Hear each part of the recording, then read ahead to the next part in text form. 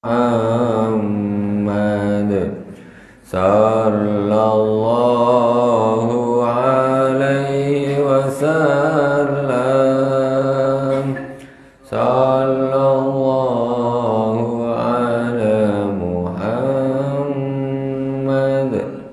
صلى الله عليه وسلم. Bismillahirrahmanirrahim. Assalamualaikum warahmatullahi wabarakatuh.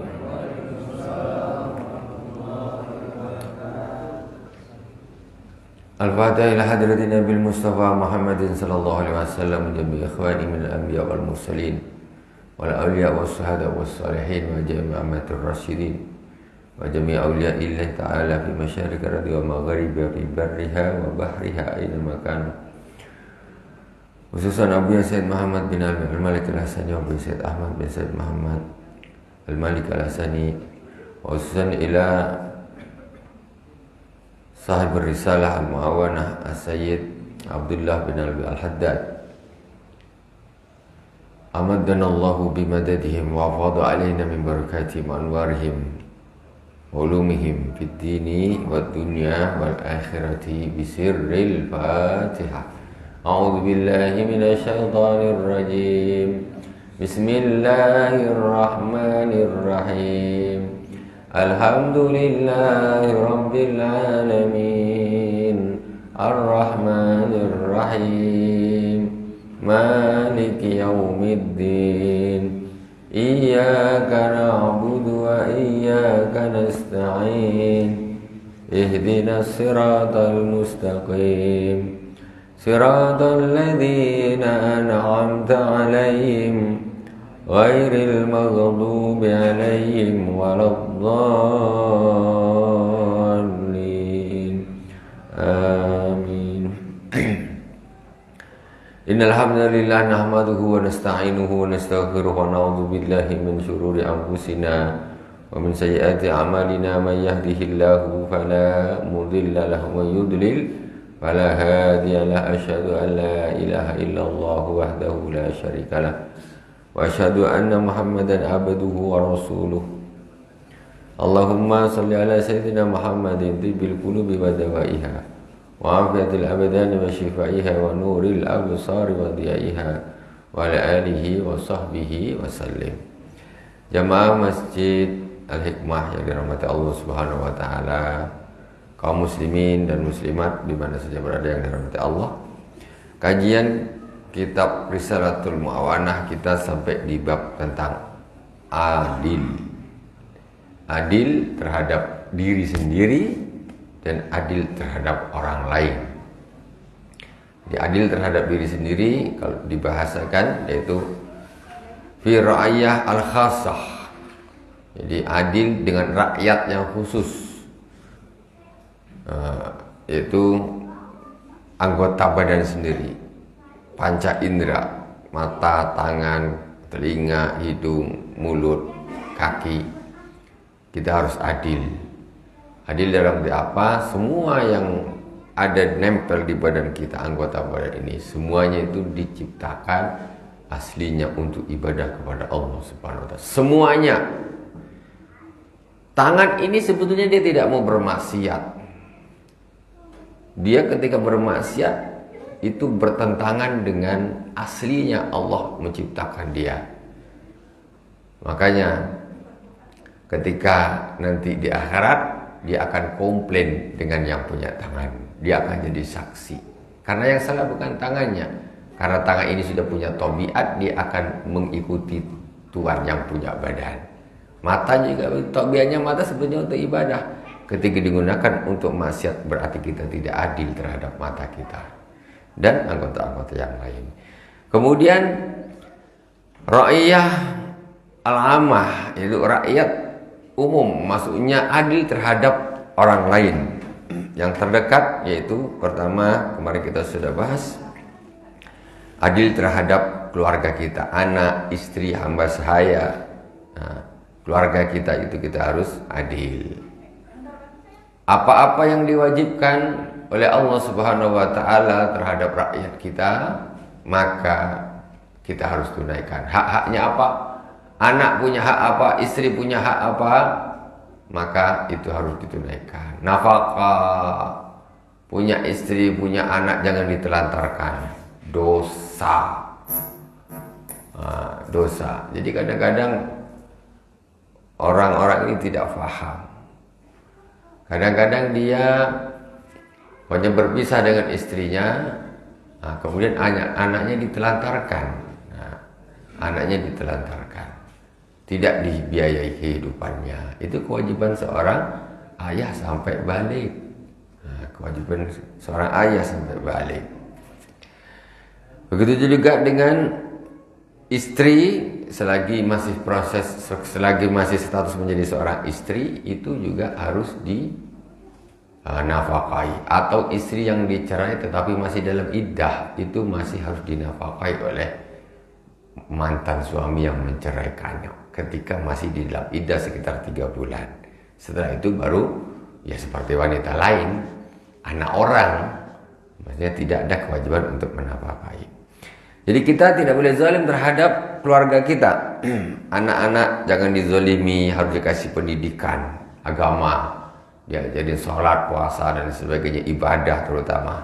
Jangan menzalimi mereka dengan mengajarkan mereka hanya dunia, tetapi tidak mengajari mereka ibadah. Mereka nuntut di akhirat, tidak mau masuk neraka sendiri, tapi dia akan nuntut orang tuanya masuk neraka bersama mereka. Karena yang salah aslinya orang tuanya.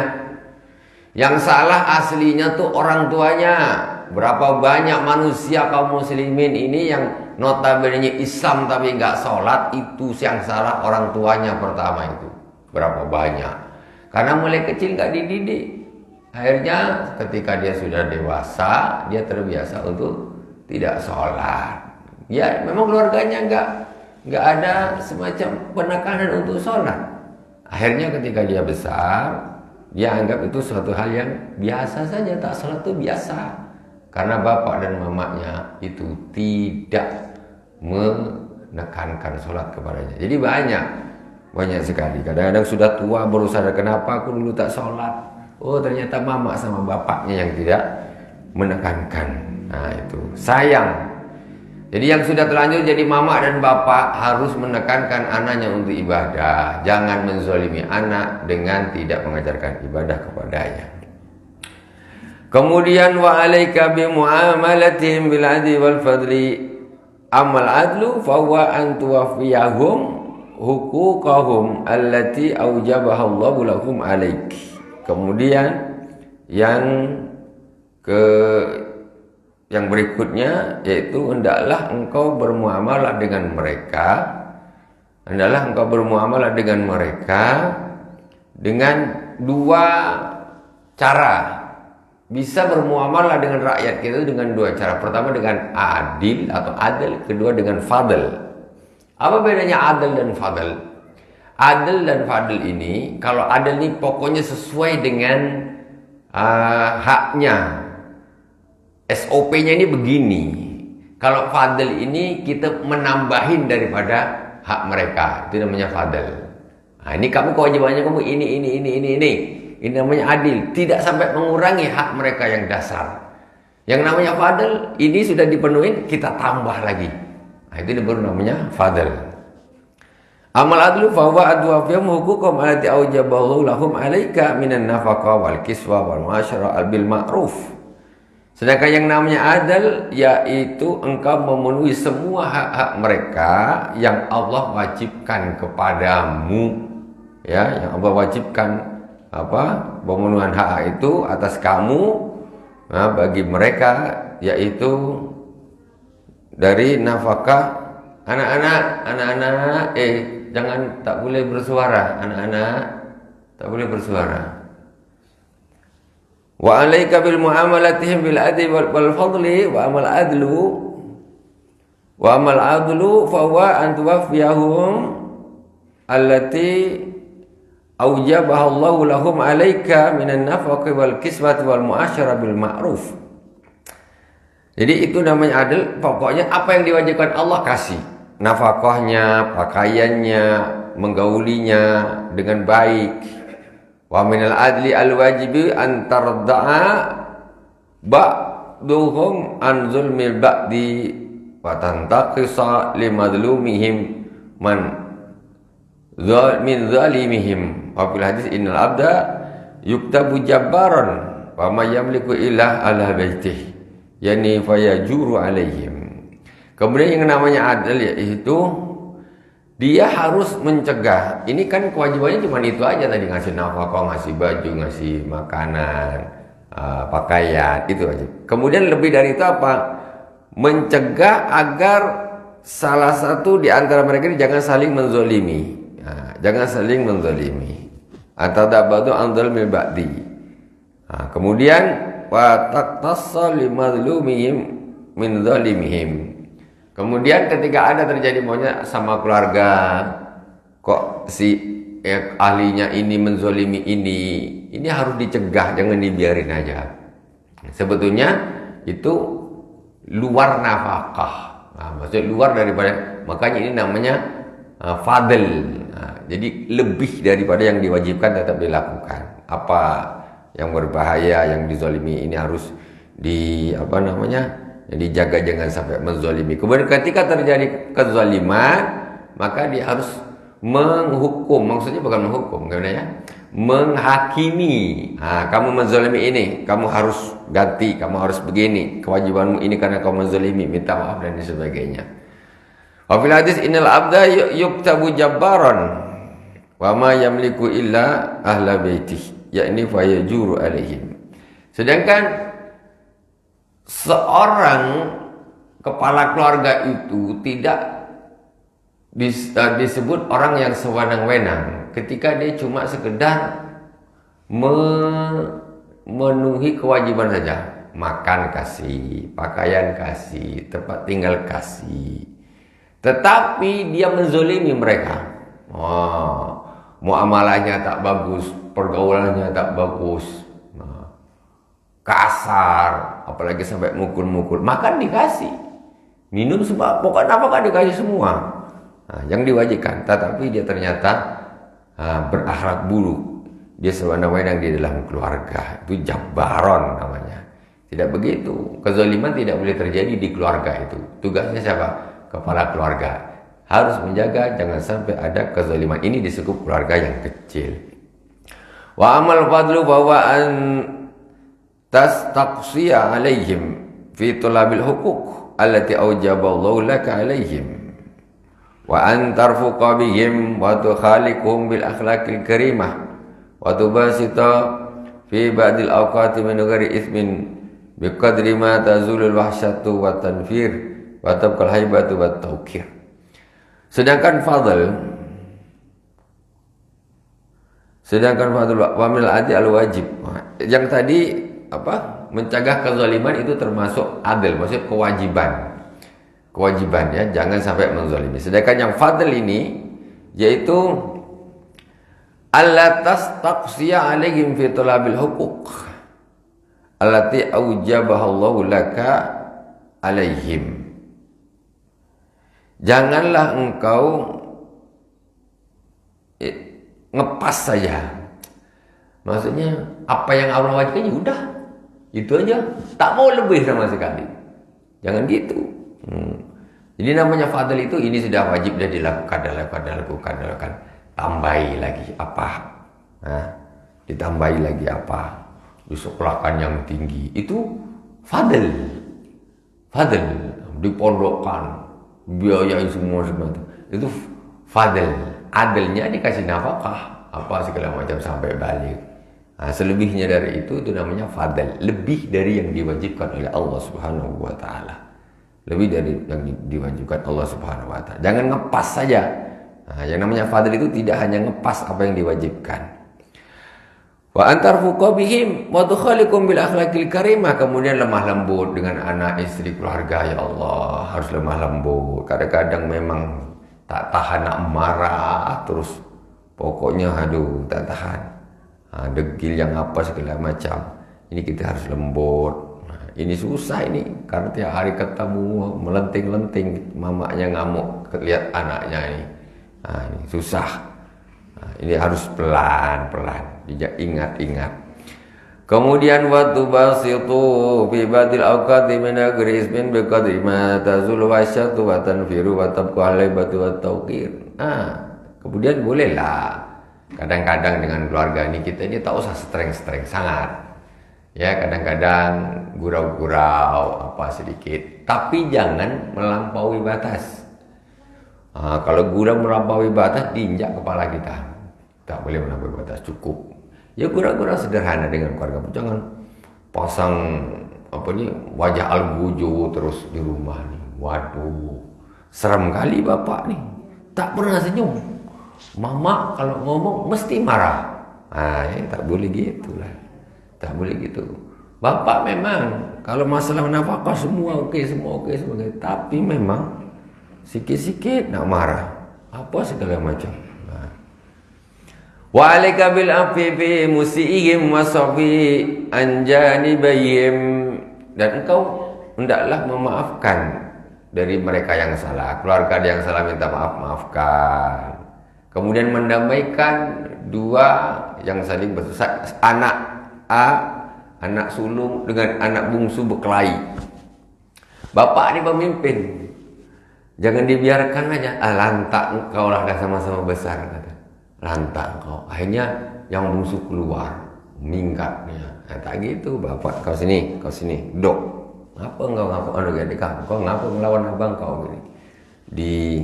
Didamaikan, jangan dibiarkan. Itu tugas, itu baru ngatur rumah tangga. Kalau rumah tangga tidak berkecai, macam mana lah nak ngurus satu RT?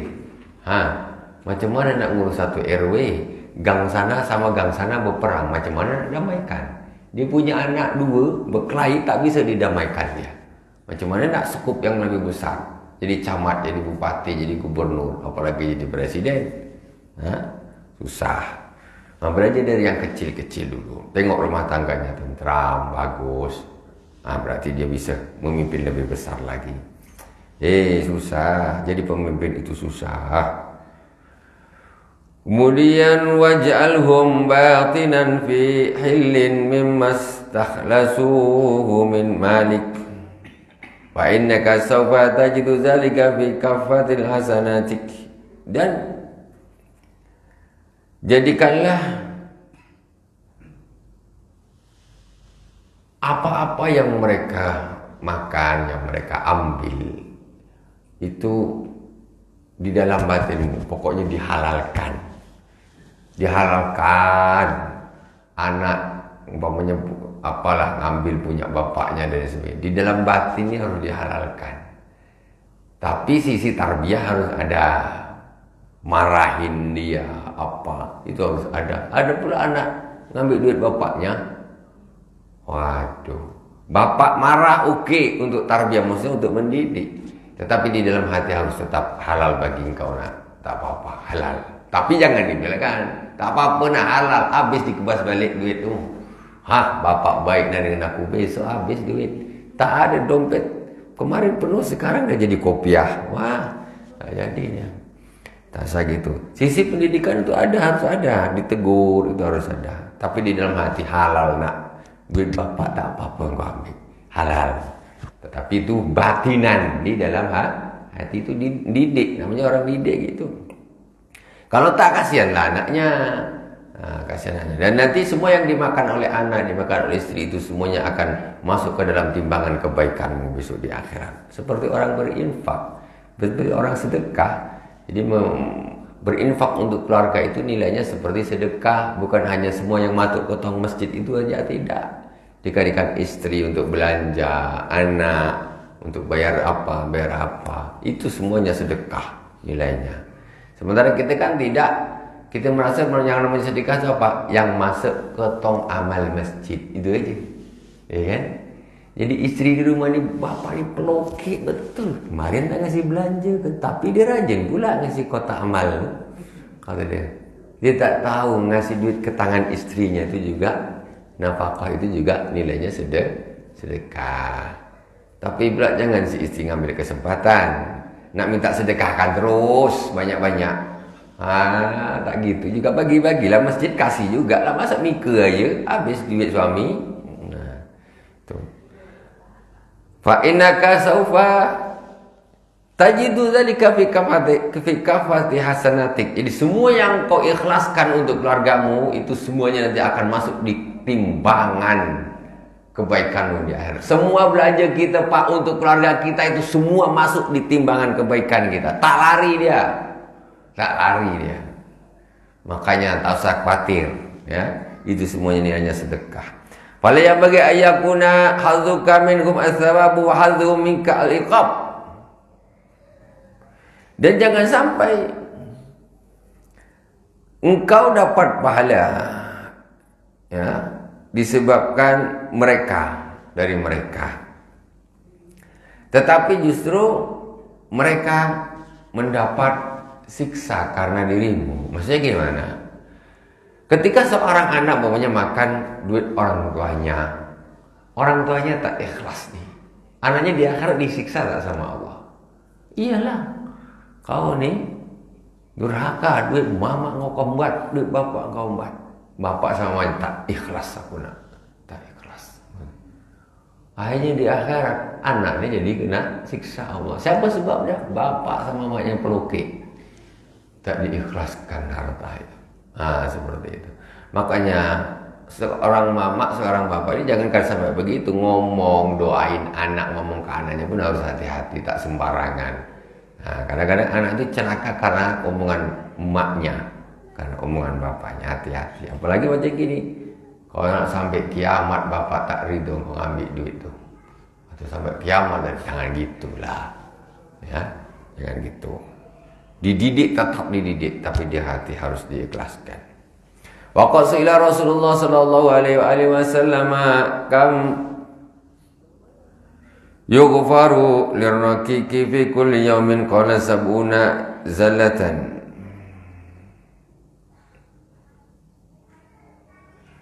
Wa hadhil musamahatu inama hiya fi huquqik wa imma fi huquqillah fala wajhalaha. Fala wajhalaha. Rasulullah SAW ditanya, kam yughfaru liraqiqi fi kulli yawm? Qala sab'una zalaqan. Rasul ditanya, setiap hari untuk seorang hamba itu berapa yughfaru liraqiq, berapa dosa yang diampuni oleh Allah Subhanahu wa taala setiap hari. Kata Rasulullah SAW, sab'una zalaqa, 70 kesalahan. Wa hadhil musamaha innama hiya fi huquqik wa imma fi huquqillah fala wajhalah. Jadi ini adalah kalau dari hak-hakmu.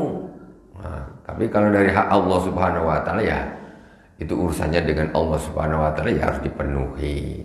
Maksudnya haknya Allah nih, ya sholat, ya harus sholat. Dosa, sholat, puasa, ya harus puasa. Zakat, ya harus zakat, itu haknya Allah Subhanahu wa taala, ya.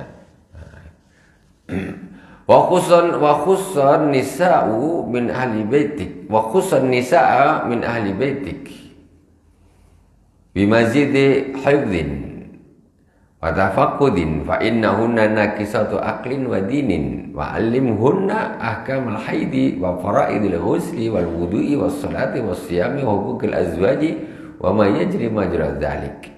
Khususkanlah bagi istri-istrimu, ya, tambahan. Kalau laki-laki, anak-anak laki-laki dengan anak-anak perempuan atau istri itu beda. Ada tambahan kalau untuk perempuan ini. Apa? Bimazidi hifdhin wa tafaqqudin. Harus ditambah penjagaannya. Anak perempuan, Bu, harus lebih dijaga. Istri, Pak, harus lebih dijaga. Anak laki-laki dijaga, anak perempuan ekstra dijaga, harus dilebihkan. Jangan sembarang-sembarangan anak perempuan. Anak laki-laki pergi jam 8, balik jam 12. ya, masih utuh, tak ada masalah, ya kan? Laki-laki. Anak perempuan pergi jam 8 balik jam 12. Wallahu a'lam. Nah, gitu. Maksudnya perempuan ini lebih rawan. Harus ada penjagaan yang lebih khusus. Nah, penjagaan yang lebih khusus, ekstra penjagaan. Kenapa wa innahu naqisatu aqlin wa dinin? Karena sesungguhnya perempuan itu kurang akalnya dan kurang agamanya. Akalnya kurang, agamanya kurang, perasaannya lebih. Perempuan, agamanya kurang perempuan.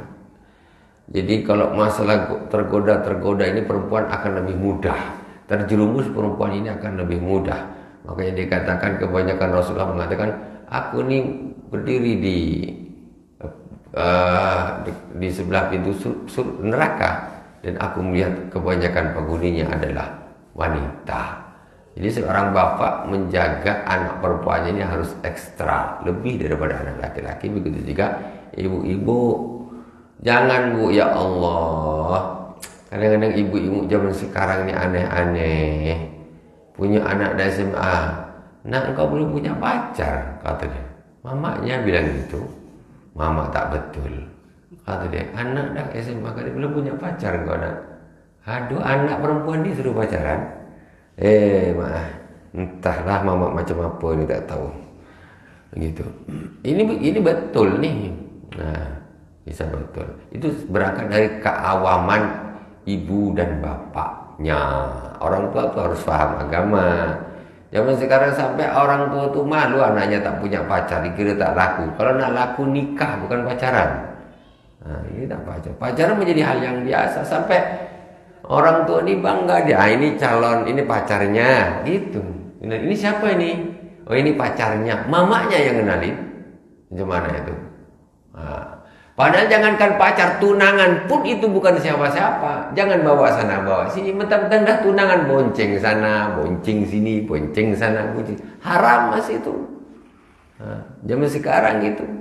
Kalau dah tunangan dah macam bini. Tak boleh. Tunangan itu hanya diikat. Maksudnya engkau sudah di booking jadi istri. Jadi tak boleh dikawin oleh orang lain. Bukan hanya jadi istri. Gitu. Jadi booking dulu. Kalau sudah ada booking, orang lain tak boleh masuk. Tapi hukumnya masih bukan siapa-siapa. Nggak boleh bareng sana bareng sini gini. Tak boleh. Mamanya jangan support juga. Karena mama nih suka betul. Ini siapa nih? Ini pacar dia. Waduh, mantap mamanya. Hebat mama zaman sekarang. Mama. Engkau tak tahu, mak. Engkau duduk di rumah masak. Anak engkau depan kau nih memang baik budak nih. Kan udah berdua depan mama ini baik. Tapi dia kalau udah bonceng pakai motor pergi kemana, mana mama tahu? Mama tak tahu apa yang dibikin dia. Ya kan? Balik tak nampak lah, rapi. Baju semua rapi. Apa lagi? Nah, tapi itulah tadi harus dijaga ekstra anak perempuan itu. Kenapa? Karena kalau terjadi apa-apa sampai hari kiamat itu jadi jelek keturunannya. Ya. Rasulullah SAW mengatakan sebaik-baik nasab dan nasabku. Kata Rasul. Jadi aku ini tidak pernah terlahir dari zina. Mulai keturunan Rasulullah. Mulai dari Nabi Adam sampai Rasulullah SAW. Tak pernah melewati jalur zina. Orang kalau dah ada jalur dari zina sampai kiamat, entah nenek yang keberapa, ini dulu zina. Siapa yang salah? Ini yang memperjelekkan nasabnya dari atas. Dan gitulah, tak bagus, jaga betul-betul. Kalau tak tahan nak bersemua terus nikahkan. Jangan pacaran terus pacaran. Enak betul pacaran. Suruh nikah kadang-kadang tak mau. Berarti kau nak main-main aja. Gitu. Kalau main-main yang kurang yang laki-laki apa yang perempuan? Ya perempuan lah bu. Nah kan, rugi. Itu dijaga. Bapaknya galak sikit, tak apa-apa. Kau ngapa kok? Nak pergi mana malam-malam bawa anak? Tak boleh. Enak aja. Kalau udah jadi suaminya tak apa-apa. Kalau belum sekedar pacaran jangan. Itu sama aja macam ikan asin dititipkan ke kucing. Iya bu, ikan asin kok dititipkan ke kucing, macam mana lah bayangkan. Nah itu, apa kira-kira kucing itu amanah? Dia kena amanah juga tapi tak tahan. Nengok ikan asin ini tergoda, dia tak tahan. Jangan. Betul. Terus tidak hanya itu, jadi perempuan ini Bu lebih mudah tergoda bahaya, imannya apa segala macam. Naqisaduddin wal akal. Nah, karena tengok para nabi pun semuanya laki-laki Bu. Mana ada nabi perempuan? Adam, Idris, Nuh, Hud, Soleh. Kan Soleh kan bukan Soleha kan? Mana ada nabi Soleha? Tak ada nabi Soleha. Yang ada Adam, Idris, Nuh, Hud, Soleh. Semua nabi laki-laki. Nah, karena laki-laki itu agamanya lebih kuat. Jadi perempuan ini jaganya harus lebih hati-hati, anak perempuan. Kemudian juga wa'alimhunna ahkamal haid wal faraid.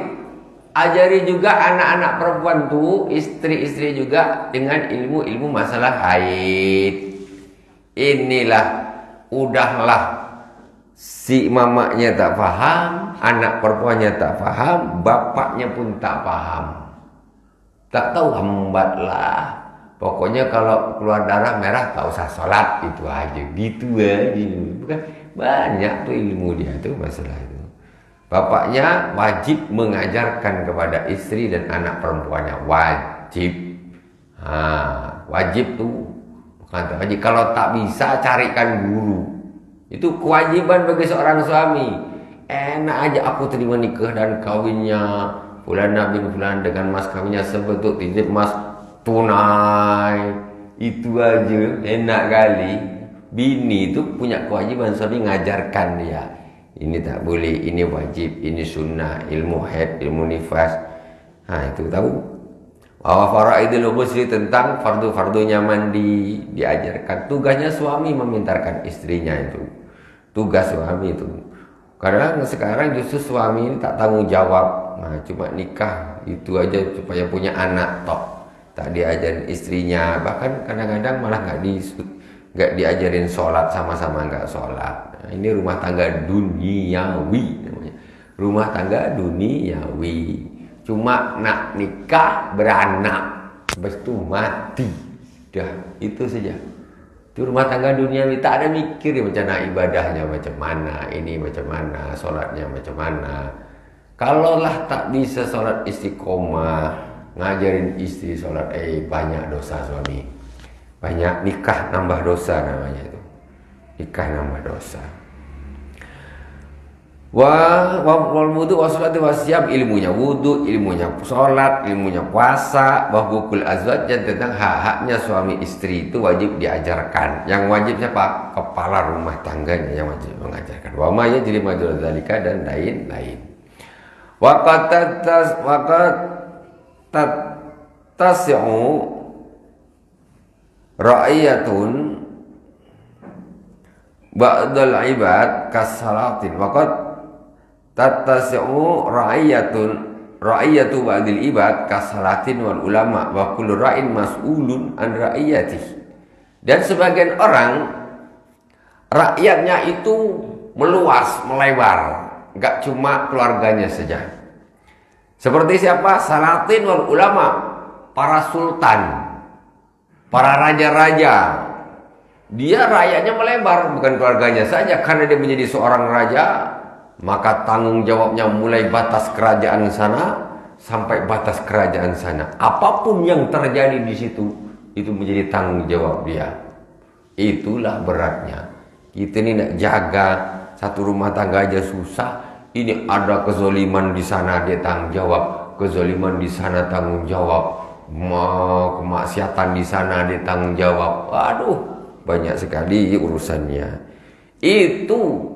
Tapi sekarang, ya Allah, entah. Kadang-kadang menjadi seorang pemimpin yang tidak zolim saja susah. Ini pemimpin dia tak zolim, tapi membiarkan kezoliman itu sudah jelek. Apalagi pemimpin yang dia sendiri zolim. Ini kan lebih parah lagi. Dia sendiri zalim. Dia tak zalim dia, tapi terjadi kezaliman dia tidak ngurus. Ini dia sudah jelek, sudah salah. Apalagi dia menjadi raja zalim. Jadi tambah kacau lagi. Wa qul ra'in mas'ulun an ra'iyati, setiap pengembala, setiap pemimpin itu akan ditanya tentang kepemimpinannya. Qala Allah Ta'ala, Qala ta'ala innallaha ya'muru bil 'adli wal ihsan. Sesungguhnya Allah menyuruh kepada keadilan dan berbuat baik. Ayah. Wa qala alaihi salatu wasallam Allahumma man waliya min amri ummati syai'an farafaqa bihim fa'arfaqa bihi wa man saqqa alaihim faskuk alaihi farfuq bihi wa man saqqa alaihim faskuk alaihi.